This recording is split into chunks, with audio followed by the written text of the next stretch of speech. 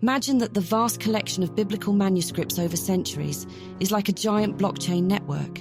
In this analogy, the manuscripts as blocks. Each individual manuscript, e.g. a copy of a gospel or a fragment of an Old Testament book, is like a block on a blockchain. Just as a block contains a list of transactions, a manuscript contains a portion of the biblical text. Scribes as miners. The scribes who copied these manuscripts are akin to miners in a blockchain network.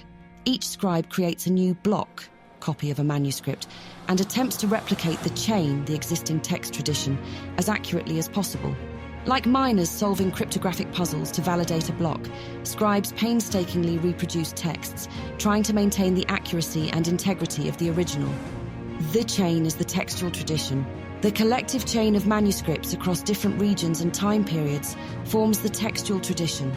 Just as each block in a blockchain is linked to the previous one, manuscripts often trace their lineage to earlier copies. Scholars can follow this chain back in time to assess the integrity of the text, similar to how blockchain technology verifies transaction history. Textual variants as forks. For textual variants, differences between manuscripts are comparable to forks in a blockchain.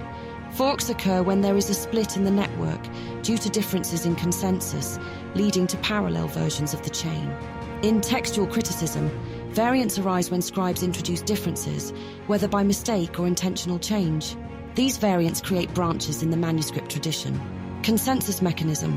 Blockchain relies on a consensus mechanism, e.g. proof of work or proof of stake, to validate new blocks. Similarly, textual criticism uses a form of consensus to determine the most authentic reading. Scholars compare many manuscripts to identify the most likely original text.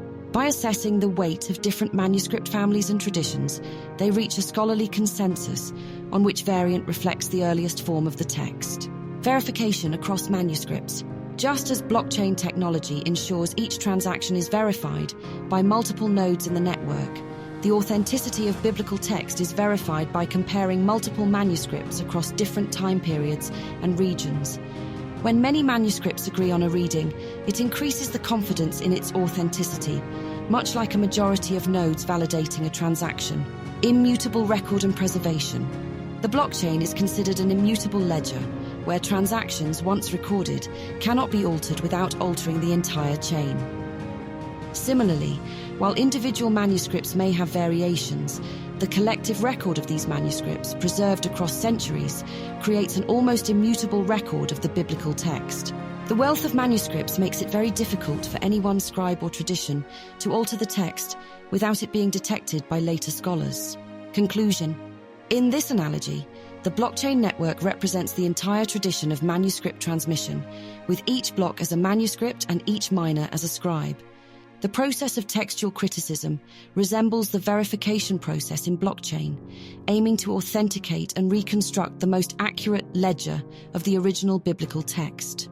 This approach helps maintain the integrity of the Bible's transmission, just as the blockchain maintains the integrity of data through its decentralized, verifiable system.